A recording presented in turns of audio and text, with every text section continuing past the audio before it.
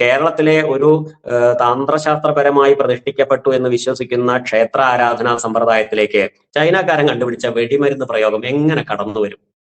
ഈ പടക്കം കത്തിക്കുന്ന സമയത്ത് ഈ തെരുവിലുള്ള നായ്ക്കൾ, പക്ഷികൾ, വയ്യാണ്ട് കിടക്കുന്ന വൃദ്ധർ, കിടപ്പ് രോഗികൾ, ഗർഭിണികൾ, കുഞ്ഞു കുട്ടികൾ, ഇവരെ ആരെങ്കിലും നിങ്ങൾ മറ്റേ വിഷുവോ അതല്ലെങ്കിൽ തമിഴ്നാട്ടിലെ എന്തോ ഇതുണ്ടല്ലോ ദീപാവലി, ഇത്തരത്തിലുള്ള ആഘോഷങ്ങളോ ഇത്തരത്തിലുള്ള വെടിക്കെട്ടുകളോ ഒക്കെ നടത്തുമ്പോൾ പരിഗണിക്കുന്നുണ്ടോ?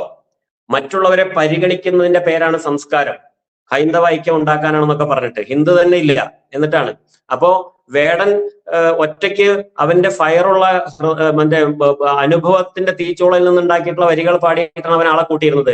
അവനെ തോൽപ്പിക്കാനാണ് അവര് നന്ദഗോവിന്ദം കൊണ്ടുവന്നത്. നന്ദഗോവിന്ദം ക്രിസ്ത്യൻ പാട്ട് പാടിയെന്നുണ്ട് ഇപ്പൊ അവരെ ചീത്ത വിളിച്ചുകൊണ്ടിരിക്കുകയാണ് അതേ ആൾക്കാർ, അന്ന് കൊണ്ടു നടന്ന ആൾക്കാര്. നമുക്കിപ്പം ശ്രീ ഞെരളത്ത് ഹരിഗോവിന്ദൻ അദ്ദേഹത്തിന്റെ ഒരു ഗാനം കേട്ടിട്ടാണ് ഇന്ന് ഉണർന്നത് തന്നെ. കാര്യം ഈ സമയത്ത് ഏറ്റവും വേണ്ട രീതിയിൽ പറയുന്ന എല്ലാ കാര്യങ്ങളും ഉണ്ട്. പ്രത്യേകിച്ച് ഇപ്പോ കഴിഞ്ഞ ദിവസം നടന്ന ദുരന്തത്തിന്റെ പശ്ചാത്തലത്തില് പടക്കം വേണ്ട, നെഞ്ചിൽ നടുക്കം വേണ്ട, പൂരപ്പറമ്പിൽ പാട്ടുകൾ തീർക്കും ശാന്തി മതി.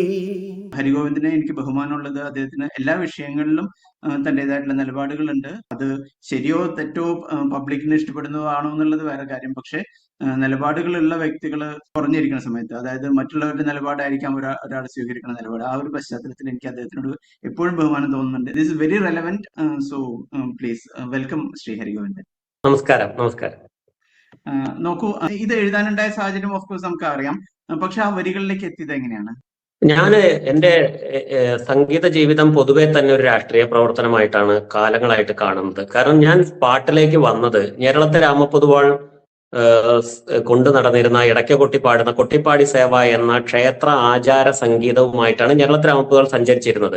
ആ കലാരൂപവുമായി നടക്കുന്ന ആ മനുഷ്യനെ, ആ സംസ്കാരവുമായി ബന്ധപ്പെട്ട് നിൽക്കുന്ന ആളുകൾ തന്നെ അവഹേളിക്കുകയും അവഗണിക്കുകയും ഒരു മനുഷ്യനെന്ന പരിഗണന നൽകാതെ ഇങ്ങനെ അന്യവൽക്കരിക്കുകയും ചെയ്യുന്ന അനവധി അനുഭവങ്ങൾ എനിക്കുണ്ടായിട്ടുണ്ട്. അങ്ങനെയാണ് ഞാൻ ആ പാട്ടിലേക്ക് വന്ന് ഒരു രാഷ്ട്രീയ പ്രവർത്തനം നടത്തണം എന്ന്, കല കൊണ്ട് തന്നെ ഒരു രാഷ്ട്രീയ പ്രവർത്തനം നടത്തണം എന്ന് തീരുമാനിക്കുകയും ആ പരിസരത്തു നിന്നും അത്തരത്തിലുള്ള അവഹേളിതമായ ഏത് സ്റ്റേജിൽ പാടാൻ പോയാലും, പാർട്ടി വേദിയിൽ പോയാലും, റോട്ടിൽ പാടാൻ പോയാലും ഈ കലാരൂപവുമായി ചെല്ലുന്ന ആളുകളെ അവഹേളിക്കുന്നവരെ നമ്മൾ പാഠം പഠിപ്പിക്കുക എന്നതായിരുന്നു എൻ്റെ ആദ്യത്തെ രാഷ്ട്രീയ പ്രവർത്തനം. അത് ഞാനൊരു 15 വർഷം കൊണ്ട് സാധിച്ചു. 96 മുതൽ 15 വർഷത്തിനുള്ളിൽ ഞാനത് സാധിച്ചു.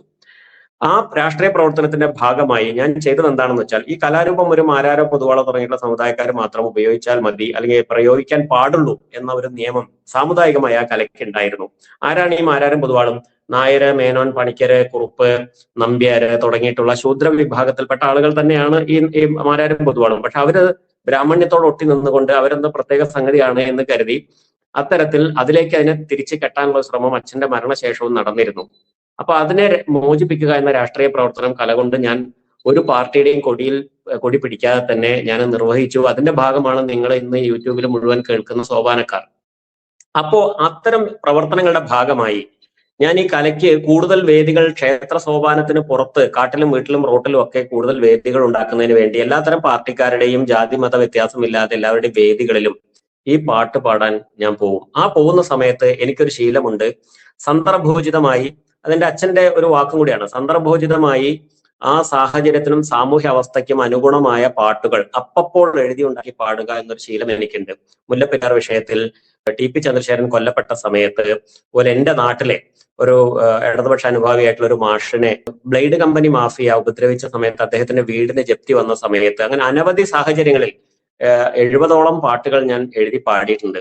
ഇതും അങ്ങനെ ജനിച്ചിട്ടുള്ള ഒരു പാട്ടാണ്. ഞാൻ പാട്ട് എഴുതുക എന്ന് പറയുന്നത്, എനിക്ക് ആ സന്ദർഭം എന്നെ ഇൻസ്പയർ ചെയ്താൽ 5 മിനിറ്റ് കൊണ്ട് പാട്ട് റെഡിയാവും. പാട്ട് എഴുതുമ്പോൾ തന്നെ അതിനൊരു ഈണവും റെഡിയാവും. ഇതിപ്പോ വടക്കുന്നാഥന്റെ പറമ്പുമായി ബന്ധപ്പെട്ട ഒരു ഇഷ്യൂ ആയതുകൊണ്ടാവാം ഞാൻ എന്റേതായിട്ടുള്ള ഈണത്തിലേക്ക് പോവാതെ ആ പാട്ട് എഴുതിയത് അങ്ങാടിപ്പുറത്തുള്ള എന്റെ നാട്ടുകാരൻ PC അരവിന്ദേട്ടനാണ്. ഒരുപക്ഷെ അതുകൊണ്ടായിരിക്കാം ആ പാട്ട് എന്റെ മനസ്സിൽ ഇങ്ങനെ വടക്കുംനാഥ എന്ന പാട്ടിന് പടക്കം വേണ്ട എന്ന രീതിയിൽ ഞാനത് പാടാനുള്ള കാരണം അതായിരിക്കും. ഈ സന്ദർഭത്തിൽ പടക്കം വേണ്ട, നെഞ്ചിൽ നടുക്കം വേണ്ട, പൂരപ്പറമ്പിൽ പാട്ടുകൾ തീർക്കും ശാന്തി മതി. ആർത്തി കൊള്ളും ദുഷ്ട മനുഷ്യർ തീർക്കും നാശഘോഷങ്ങൾ ദൈവത്തിൻ പേരിൽ വേണ്ട. അത് ആ പാട്ടിൽ തന്നെ വ്യക്തമാണ് നമ്മുടെ നിലപാട് എന്താണെന്നുള്ളത്. പക്ഷെ പലപ്പോഴും നമ്മൾ നമ്മുടെ നിലപാടുകൾ വ്യക്തമായിട്ട് പറഞ്ഞില്ലെങ്കിൽ ആളുകളിലേക്ക് കമ്മ്യൂണിക്കേറ്റ് ആവില്ല. ഇപ്പൊ ഒരുപാട് പേര് പ്രതിഷേധങ്ങളൊക്കെ ആയിട്ട് ഇപ്പൊ ഒരു സന്ദർഭം ഉണ്ടായ സമയത്ത്, ഇങ്ങനത്തെ ഒരു ദുരവസ്ഥ ഉണ്ടായ സമയത്ത് വരുന്നുണ്ട്. പക്ഷെ എനിക്ക് തോന്നുന്നു അത് തെളിച്ചത്തോടും വെളിച്ചത്തോടും കൂടി നമ്മൾ പറയണതിന്റെ ഒരു ആവശ്യമുണ്ടെന്ന് തോന്നുന്നു. അതെ, ഇന്ന് കാലത്ത് എന്റെ നാമജപ ഉപാസനകൾ, ഗായത്രി ജപം 108 തവണ, അതൊക്കെ ഞാൻ നിത്യേന ഉള്ള ഒരാളാണ്. ഞാൻ ക്ഷേത്ര വിശ്വാസി എന്നതിനേക്കാൾ കൂടുതൽ ഞാൻ ഈശ്വര വിശ്വാസിയാണ്, ഉപാസകനാണ്. അപ്പൊ അത് കഴിഞ്ഞ് എണീറ്റ ഉടനെയാണ് എനിക്ക് ഈ പാട്ട് വേണം ഇന്ന് രാത്രി ഒരു 2 മണി 3 മണി മുതൽക്കാൻ ആഗ്രഹം ജനിച്ചിട്ടുണ്ടെങ്കിലും ഇന്ന് കാലത്ത് അത് പൂർത്തിയാക്കി അപ്പൊ തന്നെ ഞാൻ എന്റെ മൊബൈലിൽ റെക്കോർഡ് ചെയ്ത പാട്ടാണ് നിങ്ങൾ കേൾക്കുന്നത്. ഞാൻ സ്റ്റുഡിയോയിൽ പോയി പാടിയതൊന്നുമല്ല. അത് ഈ സംഗതി ഈ വിഷയം കഴിഞ്ഞ 20ഓളം വർഷമായിട്ട് ഞാൻ എന്റെ വേദികളിൽ ഒളിഞ്ഞും തെളിഞ്ഞും ഒക്കെ പല രൂപത്തിൽ പറയുന്നുണ്ട്. ക്ഷേത്രങ്ങൾ സ്ഫോടനങ്ങൾ നടത്താനുള്ള സ്ഥലങ്ങളല്ല. ക്ഷേത്രം നമുക്ക് മറ്റെവിടെയും കിട്ടാത്ത ഒരു ശാന്തിയും സമാധാനവും ധ്യാനാത്മകതയും കിട്ടുന്നതിന് വേണ്ടിയിട്ടാണ് എല്ലാ ദേവാലയങ്ങളും ഡിസൈൻ ചെയ്തിട്ടുള്ളത് ലോകത്തിലെ. അവിടെ കൊണ്ടുപോയിട്ട് പടക്കം പൊട്ടിക്കുക എന്ന് പറഞ്ഞാൽ അതും ചില്ലറ പടക്കമാണോ പൊട്ടിക്കണത്? സാധാരണ നിലയ്ക്ക് നിത്യേന പൂജകളുടെ ഭാഗമായിട്ട് കദീന വെടി വന്നത് എങ്ങനെയാണെന്ന് അറിയാമോ? ക്ഷേത്രങ്ങളില് ആ നാട്ടിലെ രോഗികളും ക്ഷേത്രത്തിൽ വരാൻ കഴിയാത്തവരുമായിട്ടുള്ള ആളുകൾക്ക് ഇവിടെ നട തുറന്നു, ഇന്ന പൂജ കഴിഞ്ഞു എന്ന് ആ നാട്ടിലെ ആളുകൾക്ക് വിവരം കിട്ടാൻ വേണ്ടി മറ്റു മാർഗങ്ങളൊന്നും അക്കാലത്ത് ഉണ്ടായിരുന്നില്ല. ഒരു മണിനാഥത്തിന് പരിമിതിയുണ്ട്. അപ്പൊ ആ നാട്ടിലെ എല്ലാവരും ഇവിടെ തിരുമാന്താം മുതലൊക്കെ പൂജയ്ക്ക് നട തുറക്കുമ്പോഴാണ് വെടിമരുന്ന് പൊട്ടിക്കുക. പിന്നെ എപ്പോഴാണ് വെടിമരുന്ന് പൊട്ടിക്കണം എന്നറിയോ? വള്ളുവനാട് എന്താ പറയാ, രാജാക്കന്മാരിൽ ആരെങ്കിലും മരിച്ചിട്ടുണ്ടെങ്കിലും വെടി പൊട്ടിക്കും. അപ്പോ ഇതൊരു അറിയിപ്പാണ്. വാസ്തവത്തിൽ ഇതൊരു ആഘോഷമല്ല, ഇതൊരു ആചാരമല്ല. ഈ മണ്ടത്തരത്തിനെയാണ് ഇങ്ങനെ കൊണ്ടുവന്ന് ഇത്രയും വലിയ ഒരു ദുഷ്ടത്തരമാക്കി മാറ്റിയത്. ഒന്ന് ആലോചിച്ച് നോക്കൂ. സ്ഫോടനം ആസ്വദിക്കുന്ന ഒരു മനുഷ്യൻ എങ്ങനെയാണ് ദൈവവിശ്വാസിയാവുക? അവർ ബോംബ് സ്ഫോടനം ആസ്വദിക്കില്ലേ? വിമാന സ്ഫോടനം ആസ്വദിക്കില്ലേ? ടാങ്കർ വെച്ചിട്ടുള്ള സ്ഫോടനങ്ങൾ ആസ്വദിക്കില്ലേ? മിസൈൽ സ്ഫോടനങ്ങൾ ആസ്വദിക്കില്ലേ? എന്തൊരു ദുഷ്ടന്മാരാണിത്! ഇവരൊക്കെയാണോ ഈശ്വര ഭക്തര്? അത് എന്തിന്റെ പേരിലായാലും ഇപ്പൊ നമ്മൾ അനുഭവിക്കുന്ന ഏറ്റവും വലിയൊരു ക്രൈസിസ് എന്താ വെച്ചാൽ, ഇടതുപക്ഷ പ്രസ്ഥാനങ്ങൾ പോലും വിശ്വാസികളെ പിണക്കുന്ന രീതിയിലുള്ള ഒരു തീരുമാനങ്ങളോടും ഒപ്പം നിൽക്കരുത് എന്ന വലിയ ഒരു വോട്ട് ബാങ്ക് രാഷ്ട്രീയത്തിന്റെ ചതി ഈ സമൂഹത്തിൽ നിലപാടായി എടുക്കുന്നത് കൊണ്ട് എനിക്ക് വലിയ ആശങ്കയുണ്ട്. കാരണം ഇന്ന് കാലത്തും സാമ്പിൾ വെടിക്കെട്ട് ഒഴിവാക്കി മറ്റു വെടിക്കെട്ടോടൊക്കെ കൂടിയിട്ട് ഈ സംഗതി നടത്തുക തന്നെ ചെയ്യുമെന്ന് രാജേഷ് എന്ന് പറയുന്ന ഒരാള്, അവിടുത്തെ ഏതോ അമ്പല കമ്മിറ്റിക്കാരനാണ്, പാറമേക്കാവിന്റെ തിരുവമ്പാടിന്റെ. അത് അയാൾ ആരെന്നറിയാം ശരിക്കും? ഇപ്പൊ ഈ വെടിക്കെട്ട് അപകടം നടന്ന വിഭാഗത്തിന്റെ കമ്മിറ്റിയുമായി ബന്ധപ്പെട്ട ഒരുത്തനാണ്. എന്ത് ദുഷ്ടനാണ് അയാള്! അപ്പൊ നമ്മൾ വളരെയധികം സംശയിക്കണം. ഇവർക്കെല്ലാം ഈ പടക്ക മാഫിയയുടെ കയ്യിൽ നിന്നും വൻതോതിലുള്ള എന്താ പറയാ കമ്മീഷൻ കിട്ടുന്നുണ്ടോ? ഇത്തരം കാര്യങ്ങളൊക്കെ നമ്മൾ അന്വേഷിക്കണം. എന്തുകൊണ്ടാണ് അളവിൽ കവിഞ്ഞിട്ടുള്ളത്? അപ്പൊ അയാൾക്കെതിരെ നടപടിയെടുത്തതിന് ഇയാൾക്കാണ് സങ്കടം. ഈ പടക്ക കച്ചവടക്കാരനെതിരെ നടപടിയെടുത്തതിന് ഇയാൾക്കാണ് സങ്കടം. ഒന്ന് ആലോചിച്ച് നോക്കൂ, കോൺട്രാക്ടർക്ക് നടപടിയെടുത്തതിന്. അപ്പൊ അത്തരത്തിൽ എനിക്ക് തോന്നുന്നത് ഇന്നലെ ഒരു ഉച്ചയ്ക്ക് ശേഷം ഈ പൂരം എങ്ങാനും നിരോധിക്കുമോ, പൂരം ആഘോഷപൂർവ്വം അല്ലാതെ ഒറ്റ ആനയുമായിട്ട് പണ്ടത്തെ രീതിയിൽ എന്താണോ തന്ത്രശാസ്ത്ര പ്രകാരം പറഞ്ഞിട്ടുള്ളത് അതുമായി ബന്ധപ്പെട്ട ചെറിയ ചെറിയ കാര്യങ്ങളുമായി പൂരം ഒതുക്കത്തിൽ നടത്തപ്പെടുമോ?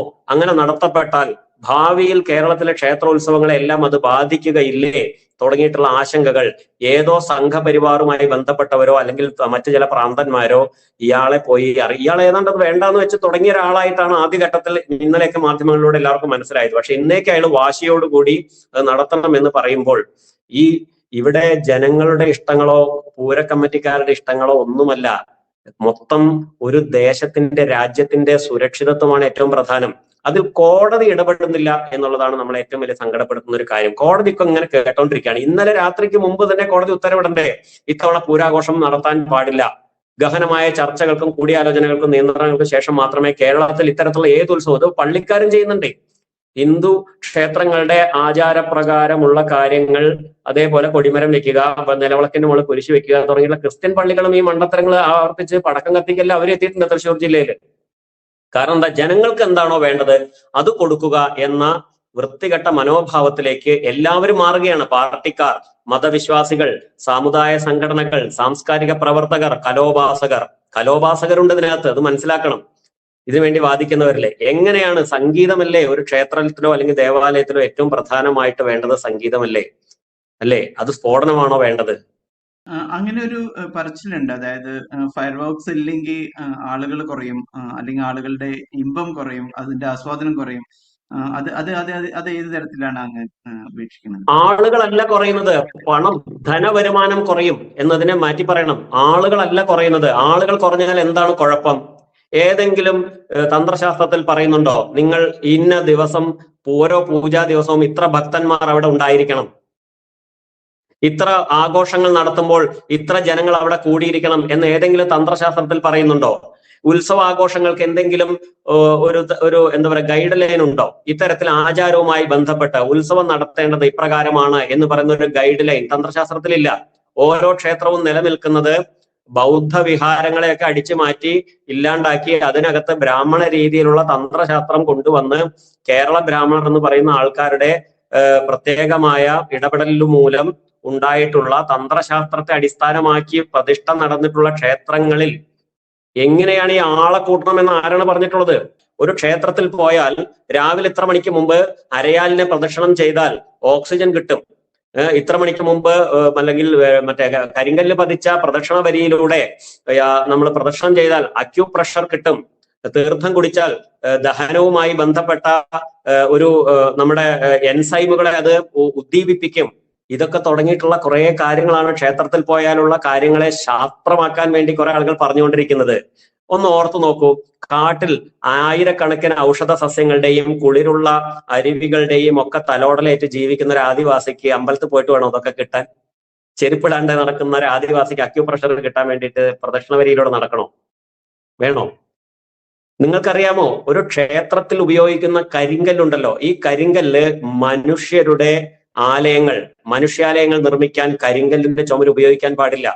അത് അന്ധവിശ്വാസമല്ല. കരിങ്കല്ലുകൊണ്ടുണ്ടാക്കിയ ചുമരുള്ള ഒരു കെട്ടിടത്തിൽ നിങ്ങൾ 3 മണിക്കൂറിൽ കൂടുതൽ ഇരുന്ന് നോക്കൂ, നിങ്ങൾക്ക് കടുത്ത തലവേദനയും മാനസിക സമ്മർദ്ദവും അനുഭവപ്പെടും. അതുകൊണ്ടാണ് ദേവാലയങ്ങൾക്ക് മാത്രം കരിങ്കല്ല് വെച്ചിരിക്കുന്നത്. എന്തിനാണെന്നറിയോ? അവിടെ കൂടുതൽ ആളുകൾ തിങ്ങി നിൽക്കാതിരിക്കാൻ വേണ്ടിയാണ്. ആളുകൾ അവിടെ തിങ്ങി നിൽക്കരുത് എന്ന് കരുതിയിട്ടാണ്. ശാസ്ത്രത്തിന്റെ നിലപാടുകൾക്ക് വേണ്ടി വാദിക്കേണ്ടുന്ന ഇടതുപക്ഷ പ്രസ്ഥാനങ്ങൾ ഉൾപ്പെടെ RSSന്റെ ഇത്തരത്തിലുള്ള മണ്ടൻ അജണ്ടകളെ പിന്തുണച്ചുകൊണ്ട് അപ്രദേശത്തെ വോട്ടർമാരുടെ വോട്ട് പോകുമല്ലോ എന്ന് കരുതി പൂരത്തിന് വേണ്ടി വാദിക്കുന്ന ആളുകൾ ആരൊക്കെ ആയിരുന്നു കഴിഞ്ഞ വർഷം?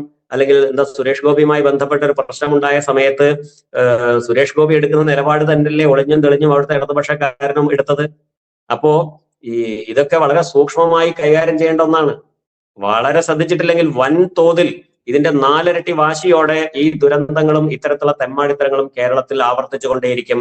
ഇത് വടക്കേ ഇന്ത്യയേക്കാൾ മോശപ്പെട്ട രീതിയിലുള്ള ആരാധനാ സമ്പ്രദായങ്ങളിലേക്ക് പോയിക്കൊണ്ട് നമ്മുടെ കോമൺ സെൻസിനെയും ഇല്ലോജിക്കലായിട്ടുള്ള ജീവിത വൃത്തികളിലേക്കും, കോമൺ സെൻസിനെ കളിയാക്കുകയും ഇല്ലോജിക്കൽ ജീവിത വൃത്തികളിലേക്ക് ഇത് കൂപ്പുകുത്തുകയും ചെയ്യും. ഈ രാജ്യം തന്നെ ജീവിക്കാൻ കഴിയാത്ത രീതിയിൽ മാറിപ്പോകും.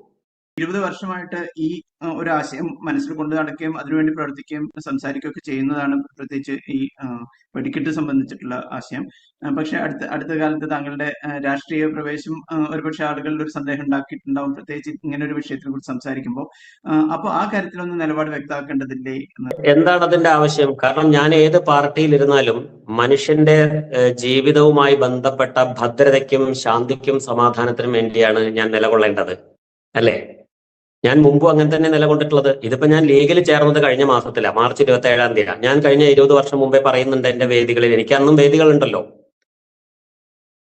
അത്തരത്തിലുള്ള ബാലിശമായ ചിന്തകൾക്കൊന്നും നമ്മൾ മറുപടി പറഞ്ഞിട്ട് നമ്മുടെ വിലപ്പെട്ട സമയം കളയരുത്. ഞാൻ പറയുന്നത് വിഷയത്തിലേക്ക് ആളുകൾ ശ്രദ്ധിക്കട്ടെ. ഞാൻ എന്ന വ്യക്തി ഞാനിപ്പോ ഇത്രയും കട്ടിയുള്ള ഒരു കണ്ണട ഉപയോഗിക്കുന്ന ഒരാളാണ് ഞാൻ.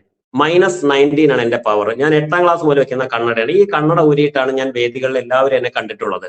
എന്റെ സുഹൃത്ത് രാജേഷ് മേനോനാണല്ലോ അങ്ങേക്ക് എന്നെ പരിചയപ്പെടുന്നത്, അദ്ദേഹത്തിനോടൊക്കെ ചോദിച്ചാൽ അറിയാം. ഈ കണ്ണട ഊരിയിട്ട് ഞാൻ തപ്പി തടഞ്ഞാണ് സന്ധ്യാസമയങ്ങളിൽ സ്റ്റേജുകളിലേക്കൊക്കെ കയറുക. പകലും എനിക്ക് കണ്ണ് കാണില്ല. ഇപ്പോഴും എനിക്ക് -19 ആണ് എന്റെ പവർ. അപ്പൊ ഇത് പാടുമ്പോൾ ആവശ്യമില്ലല്ലോ വെച്ചിട്ട് ഞാൻ ഊരി വെക്കും. അങ്ങനെയുള്ള എന്നെ ഫുൾ കള്ളു കുടിച്ച് ബോധമില്ലാണ്ടാണ് പാടാൻ വരണമെന്ന് പറഞ്ഞിട്ടുണ്ട്. എന്നിട്ട് ഞാൻ എന്റെ പരിപാടി നിർത്തിയിട്ടില്ലല്ലോ. അങ്ങനെ പാർട്ടിയിൽ ചേർന്നുകൊണ്ട് ഇത് പറയുന്നു, അല്ലെങ്കിൽ ബോധമില്ലാണ്ട് പറയണു, അങ്ങനെ പറയുന്ന കുറെ ആൾക്കാരുണ്ട്. അതൊന്നും വിഷയവുമായി ബന്ധപ്പെട്ടതല്ല. അത് വ്യക്തിപരമായ ആരോപണങ്ങളിലൂടെ ഒരു മനുഷ്യന്റെ നിലപാടുകളോട് സംവദിക്കാൻ കഴിയാത്ത ഒരു സമൂഹം എടുക്കുന്ന നിലപാടാണ്. ഇന്നിപ്പോ ഒരാൾക്ക് ഞാൻ ഈ പാട്ട് അയച്ചു കൊടുത്തപ്പോൾ അയാൾ എനിക്ക് മറുപടി അയച്ചിരിക്കുന്നത്, നിങ്ങൾ ലീഗിൽ ചേർന്ന ആളല്ലേ, നിങ്ങൾ മേലിൽ എന്റെ ഫോണിലേക്ക് മെസ്സേജ് അയക്കരുത്, ഞാൻ സൈബറിലെ കേസ് കൊടുക്കുന്നതാണ് ആ പൊട്ടം പറഞ്ഞത്. അത്ര വങ്കന്മാരാണ് ഈ വിഷയത്തെ ചർച്ചയ്ക്ക് എടുക്കുന്നതെന്നുണ്ടെങ്കിൽ അവരോട് ചർച്ച ചെയ്യേണ്ട കാര്യമില്ല. അപ്പൊ ഞാൻ അങ്ങോട്ട് വളരെ സീരിയസ് ആയിട്ടൊരു കാര്യം പറയാം. ഈ വെടിമരുന്നിൽ ഉപയോഗിക്കുന്ന രാസവസ്തുക്കൾ അല്ലെങ്കിൽ വെടിമരുന്ന് കണ്ടുപിടിച്ചതാരാ? ചൈനക്കാരല്ലേ.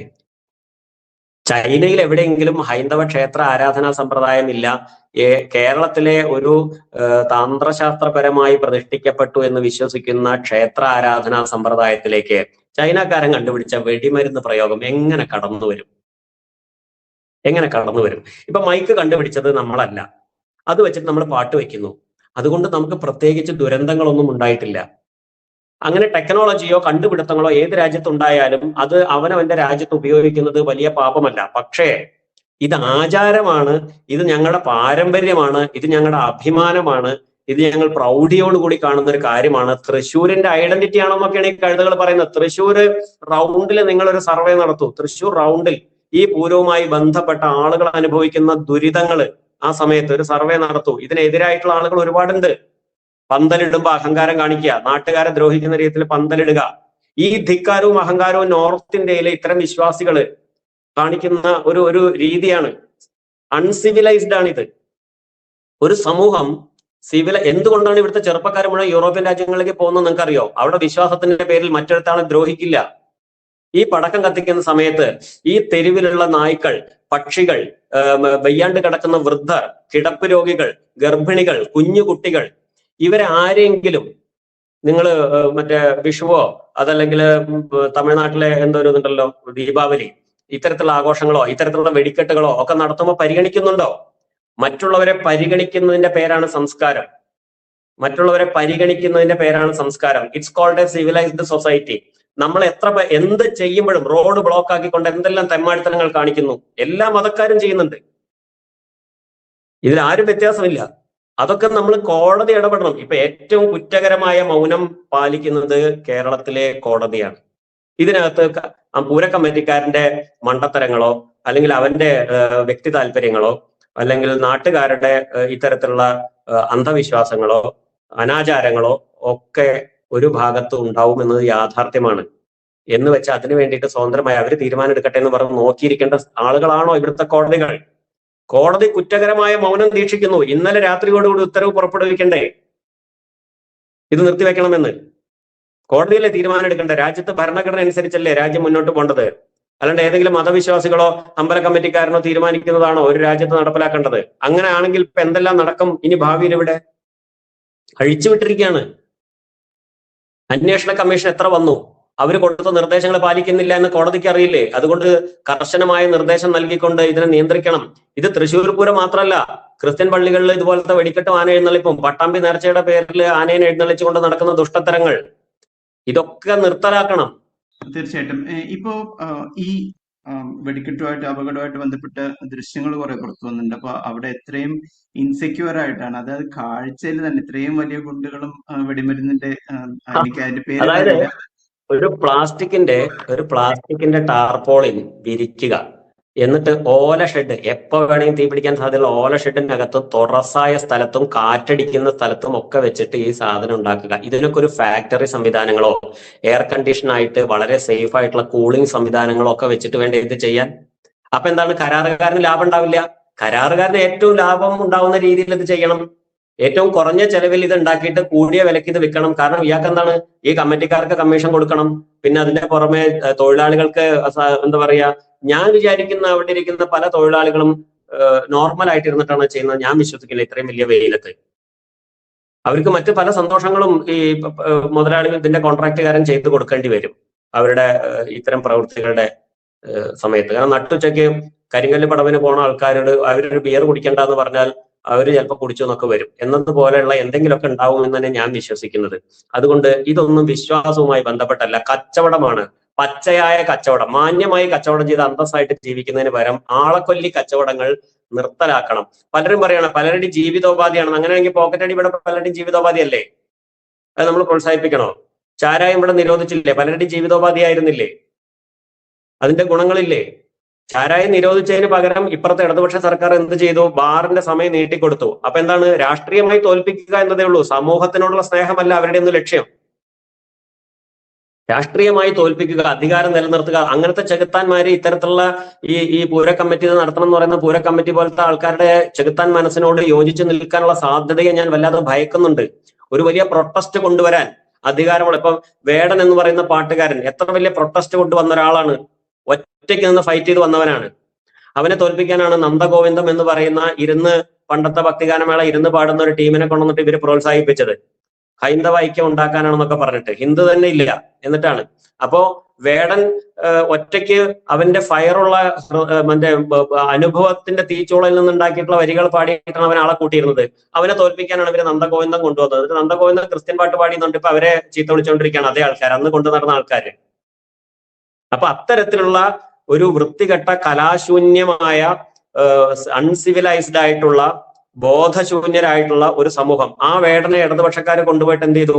സ്വന്തം സർക്കാരിനെ സൂചിച്ചുള്ള പാട്ട് പാടിപ്പിച്ചു. അതോടുകൂടി അവന്റെ തീർന്നില്ലേ? അവന്റെ ഫയർ തീർന്നില്ലേ?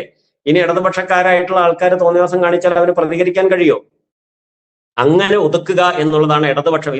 ഇതിലൊക്കെ നിലപാടെടുക്കേണ്ട ആളുകൾ, അന്ധവിശ്വാസം, അനാചാരം, മാനവ ശൂന്യമായിട്ടുള്ള നിലപാടുകൾ, ഇതിലൊക്കെ കൃത്യമായി പ്രസ്താവനകൾ ഇറക്കിക്കൊണ്ടും നിലപാടെടുത്തുകൊണ്ടും പ്രൊട്ടസ്റ്റ് സംഘടിപ്പിച്ചുകൊണ്ടും ഇവിടുത്തെ ജനസാമാന്യത്തെ സംരക്ഷിക്കാൻ ഏറ്റവും കൂടുതൽ നമ്മളൊക്കെ പ്രതീക്ഷിക്കുന്ന ഒരു പ്രസ്ഥാനമാണ് ഇടതുപക്ഷം. അവരും ഇത്തരത്തിലുള്ള കുറ്റകരമായ മൗനങ്ങൾ തുടരുന്നു. അവർ ആടിക്കളിക്കുകയാണ്. പൂരത്തിന് വേണ്ടി സുരേഷ് ഗോപി നിലപാടെടുത്തു കഴിഞ്ഞാൽ അയ്യോ നാട്ടുകാർ മുഴുവൻ സുരേഷ് ഗോപിയുടെ കൂടെ ആവുമല്ലോ, വോട്ട് അങ്ങോട്ട് പോയില്ലേ എന്ന് പേടിച്ചിട്ട് ആടിക്കളിക്കണം. ആലങ്കോട് ഇലക്ഷനിലെ തൃശ്ശൂരിലെ ഇലക്ഷൻ എന്ന് ഒരു വർത്തമാനമായിട്ട് പറഞ്ഞിട്ടുണ്ട്. എത്ര നേരമായിട്ട് ഒരു വർത്തമാനം ഇത് നിർത്തണം, ഇത് നിരോധിക്കണം എന്ന് പറയാൻ ചങ്കൂറ്റമുണ്ടോ? ഇല്ല. അയാളുടെ അധികാരക്കൊതിയാണ് അതൊക്കെ. ഇവരൊക്കെയാണ് നമ്മൾ സാംസ്കാരിക പ്രവർത്തകരായിട്ടും നായകരായിട്ടും ആഘോഷിച്ചത്. അതുകൊണ്ട് ഇതിനെയൊന്നും നമ്മൾ നിസ്സാരമായിട്ട് കാണുന്നത്, വലിയ തോതിൽ ഭയക്കണം. ഇതിലെല്ലാം മനസ്സും എടുത്തിട്ടാണ് ഇവിടുത്തെ ചെറുപ്പക്കാര് ഇതൊന്നുമില്ലാത്ത മനുഷ്യന്റെ വ്യക്തിത്വത്തെ അംഗീകരിക്കുന്ന, പരസ്പരം നിന്നെ നീയായും എന്നെ ഞാനായും അംഗീകരിക്കുന്ന ഒരു സമൂഹത്തെ, ബഹുസ്വരമായ ആളുകളെ സമാധാനത്തിൽ മറ്റൊരാളെ ദ്രോഹിക്കാത്ത രീതിയിൽ അവർക്ക് ഇഷ്ടമുള്ള കാര്യങ്ങൾ ചെയ്തു പോകുന്നതിനും എന്നാൽ അത് മറ്റൊരാൾക്ക് ഉപദ്രവമാകാത്ത രീതിയിലാകുന്നതിന് നിയമപരമായിട്ടുള്ള എല്ലാ പ്രൊട്ടക്ഷനും ലഭിക്കുമെന്ന് ഉറപ്പുള്ളതുമായിട്ടുള്ള രാജ്യങ്ങളിലേക്ക് കേരളത്തിലെ ചെറുപ്പക്കാർ ചേക്കേറിക്കൊണ്ടിരിക്കുക. കേരളം ഒരു വലിയ വൃദ്ധസദനമായിക്കൊണ്ടിരിക്കുന്നു. ആ വൃദ്ധസദനത്തിൽപ്പെട്ട കുറെ നരസിംഹങ്ങൾ ഇരുന്നു കൊണ്ടാണ് ഈ സമൂഹത്തെ മലീമസമാക്കുന്ന തീരുമാനങ്ങൾ എടുക്കുന്നത് എന്നുള്ളത് വലിയ തോതിൽ എതിർക്കപ്പെടേണ്ടതാണ്. ചെറുപ്പക്കാർക്ക് യാതൊരു റോളും കൊടുക്കുന്നില്ല ഡിസിഷൻ മേക്കിങ്ങിൽ. ഇപ്പൊ നമ്മള് താങ്കളുടെ ഒരു നിലപാടെന്ന് വെച്ചിട്ടുണ്ടെങ്കിൽ അന്ധവിശ്വാസങ്ങളെ പൂർണ്ണമായിട്ടും എതിർക്കുന്നു, വിശ്വാസിയാണ്, എന്നാൽ അമ്പലങ്ങളിൽ പോയിട്ട് ഒച്ച ഉണ്ടാക്കോ ബഹളം ഉണ്ടാക്കോ തിരക്കുണ്ടാക്കോ ചെയ്യുന്നതിനോട് പ്രതിഷേധമുണ്ട്.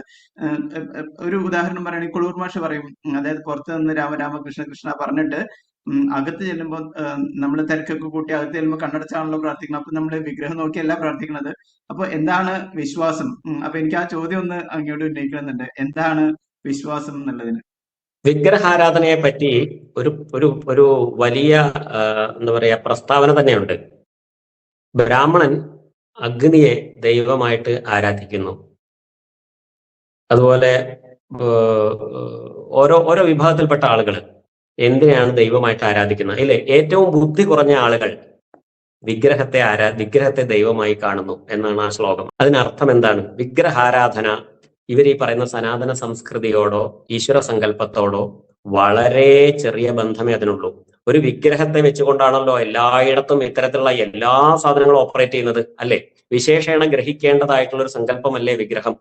അതിന്റെ ധ്യാനാത്മകതയും ശാന്തിയും അത് വെക്കുമ്പോൾ ആ പരിസരത്ത് വന്ന ആളുകൾ അനുഭവിക്കേണ്ടത് ഇന്ന കാര്യങ്ങളാണ് എന്ന് സങ്കല്പിച്ചുകൊണ്ട് തന്ത്രശാസ്ത്ര പ്രകാരം അതിനെ അഷ്ടബന്ധമിട്ട് ഉറപ്പിച്ചുകൊണ്ട് അത് വെക്കണ സമയത്ത് അതിന്റെ കോൺസെൻട്രേറ്റഡ് ആയിട്ടുള്ള എനർജി എന്നൊക്കെ ഇവർ പറയുന്നില്ലേ, അതിനെ നശിപ്പിക്കാതിരിക്കാൻ വേണ്ടി ഒരു ബഹളവും അവിടെ ഉണ്ടാക്കരുതെന്നാണ് സങ്കല്പം.